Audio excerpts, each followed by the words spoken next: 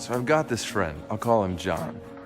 John's first exposure to the whole concept of hell was when he was watching a Tom and Jerry cartoon when he was younger. And what was intended to be this humorous cartoon all of a sudden turned into this hellacious nightmare when Tom did something bad to Jerry and was thrown into hell as a result. And later, John was at his church and he was talking with an older man about what he'd seen. And the older man looked at John and said, "John, you don't want to go to hell, do you?" John said, "No." So the man looked back at him and said, "Okay, pray this prayer after me. Dear Jesus." John kind of paused. There's some awkward silence, and then he realized he was supposed to say exactly what the man had said. So he said, "Dear Jesus." And the man continued, "I know that I'm a sinner, and I believe that Jesus died for my sins, and I ask you to come into my heart and save me."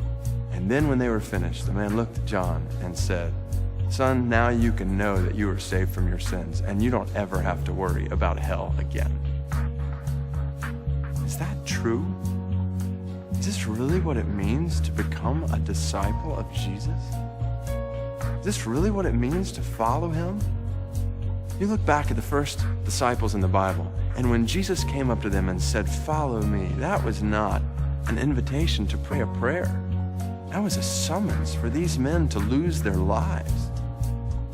But somewhere along the way, 2,000 years later, amid varying cultural tides and popular church trends, we have virtually missed that call. With good intentions, with sincere desires to reach as many people as possible for Jesus, we've taken challenging words from Christ and turned them into trite phrases in the church. And in the process, we've drained the lifeblood out of Christianity and replaced it with a watered-down version of the gospel that is so palatable, it's not even real anymore.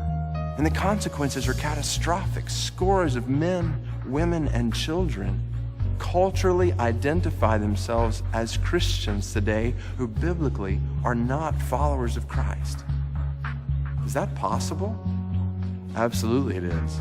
In fact, according to Jesus, it's probable. He said at the end of his most famous sermon, "Many will say to me on that day, 'Lord, Lord, did we not prophesy in your name, and in your name drive out demons and perform many miracles?' And I will tell them, 'I never knew you. Away from me, you evildoers.'"